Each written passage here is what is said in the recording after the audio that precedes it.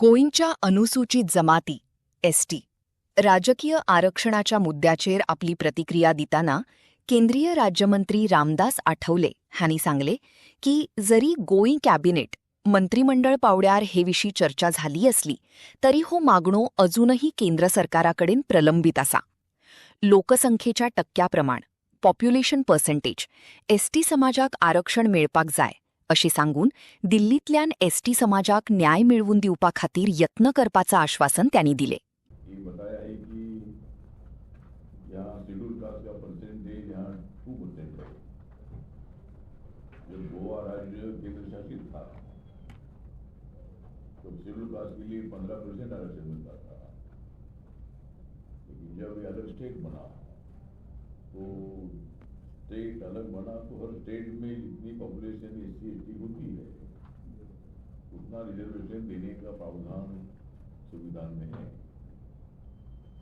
तो यहाँ schedule caste का पॉपुलेशन 2% है. लेकिन बहुत सारे लोगों की ऐसी मांग है कि जो लोग महाराष्ट्र से इधर आए हैं, कर्नाटक में 13% आरक्षण शेड्यूल कास्ट के लिए है. तो ओरिजिनल जो महाराष्ट्र के लोग उनके लिए वो महाराष्ट्र में 59 कास्ट शेड्यूल कास्ट की है. और पूरे देश भर में शेड्यूल कास्ट का पॉपुलेशन शेड्यूल कास्ट की संख्या 1200 है. उसी तरह मतलब यहाँ जो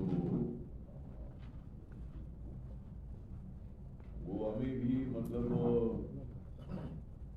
शेड्यूल कास्ट की पॉपुलेशन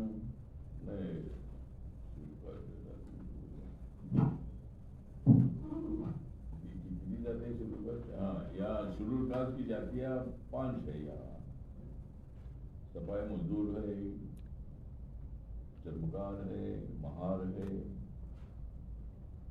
और माया मुंशी है. वैसी 5 कास्ट या शेड्यूल कास्ट की आती है.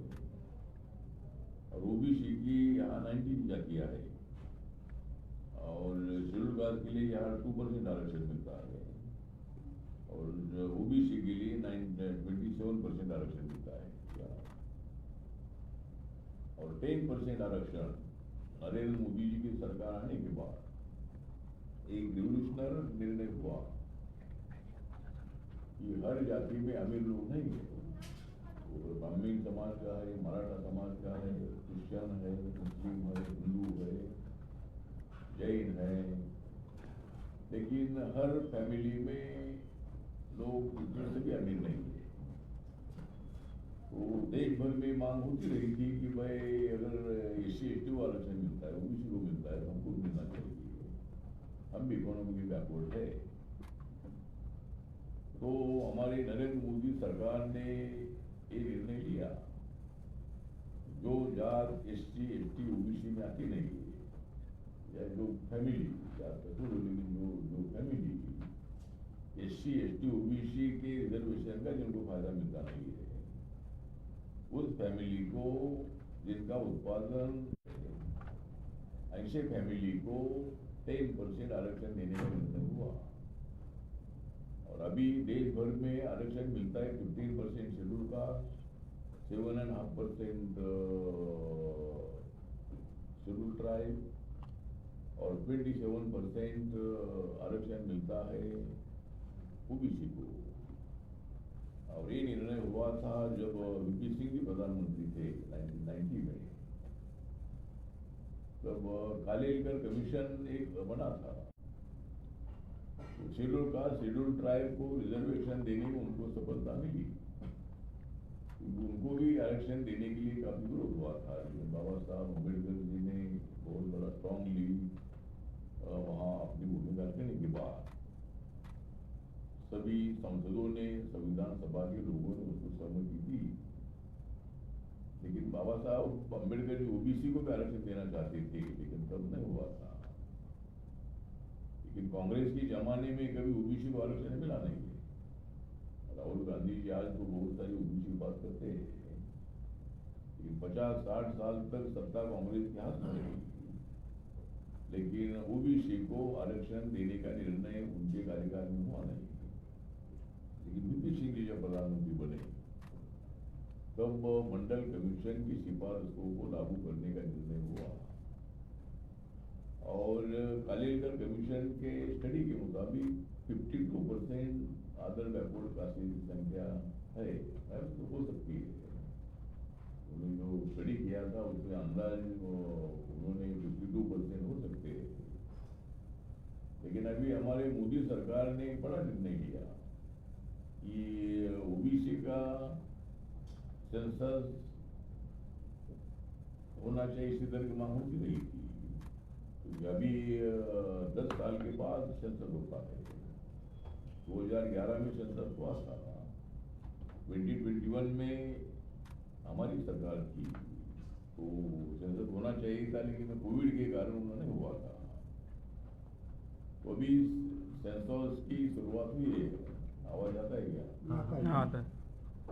तो अभी सेंसस की शुरुआत हुई है और अभी जो मकानों का सेंसस है ये चल रहा है। पहले देश भर में हर शहर में हर गांव में कितने मकान है, मकान मतलब कितनी फैमिलीज है, ये फैमिली का सर्वे हो रहा है और अभी उसके बाद जनगणना होगी आदमी की और ये जनगणना जाति के आधार पर होगी। तो हर जात की पॉपुलेशन कितनी है, हर धर्म की पॉपुलेशन कितनी है, उसकी जानकारी अपने को मिलेगी और फिर सरकार को ये मदद हो सकती है। मैंने बहुत बार लोकसभा में इस विषय उठाया था कि जाति के आधार पर जनगणना होनी चाहिए और अभी फैसला हमारी सरकार ने लिया और अभी ओबीसी में कितनी जातियां हैं उनका भी मतलब हर जाति का पॉपुलेशन का परसेंटेज मिलेगा। शेड्यूल का ट्राइब का तो होता है था बोलिए सेंसस। तो अभी सेंसस अभी होगा तो उसमें हर जाति की पॉपुलेशन कितनी परसेंटेज है इसके बारे में जानकारी मिलेगी। तो जिस तरह हमारे वो मोदी जी जब प्रधानमंत्री बने तब 2014 में जन धन योजना शुरू की थी और ये योजना ये है कि बैंक में अकाउंट खोलने की योजना है। तो देश के कुछ लोगों के अकाउंट बैंक में होते थे, सरकारी नौकरी होते थे और कारपोरेट के लोगों को होते थे, लेकिन बहुत सारे लोगों के अकाउंट बैंक होते नहीं थे। तो मोदी जी ने सभी को अपील किया कि भाई अपने अकाउंट बैंक में खोलना चाहिए। तो 14 से लेकर अभी 26 तक कम से कम 58 करोड़ 15 लाख इतने लोगों का